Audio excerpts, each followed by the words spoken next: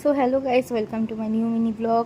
তো আজকে আমি যাচ্ছি একটা জায়গায়, মানে আজকের দিনটা আমার কাছে খুব স্পেশাল। অনেক দিনের একটা ইচ্ছে পূরণ করতে যাচ্ছি। তো চলো, রেডি হয়ে গেছি, চলো বেরোনো যাক। অনেকটা দেরি হয়ে গেছিলো, তো বেরোনো যাক। তো এখানে বেরিয়ে গেছি, তোমাকে কেমন লাগছে জানি। আর আমি কোথায় যাচ্ছি তোমরা গেস করো, আমি কিন্তু বলবো না, তোমরা গেস করো।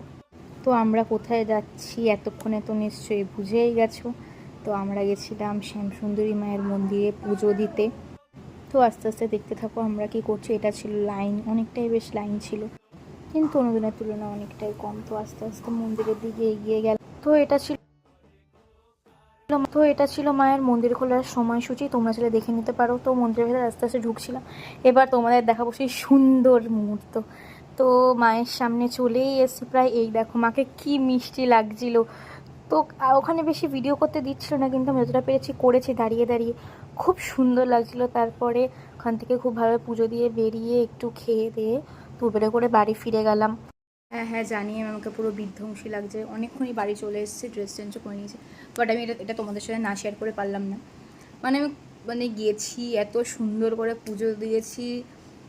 মাকে এত সুন্দর দেখতে লাগছে, এত সুন্দর দেখতে লাগছে, এক মুহূর্তে আমার চোখে জল চলে এসেছিলো। জানি অনেকে বিশ্বাস করবে না, অনেকে নাটক লাগবে, বাট এটাই সত্যি। খুব সুন্দর লাগছিলো, খুব ভালোভাবে পুজো দিয়েছি। ব্রাহ্মণদেরও ব্যবহার খুব ভালো, মানে খুব ভালোভাবে পুজো দিয়েছি, খুব সুন্দরভাবে।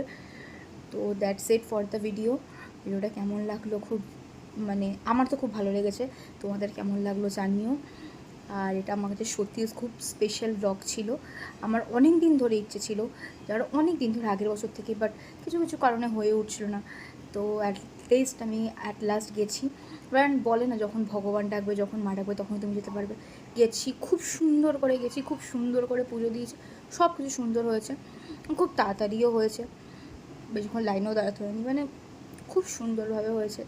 যাই হোক, ভিডিওটা এখানেই শেষ করছি। কেমন লাগলো ভিডিওটা অবশ্যই জানিও। আর কমেন্টে জয় মা শ্যামসুন্দরী বলতে কেউ ভুলো না। তো টাটা।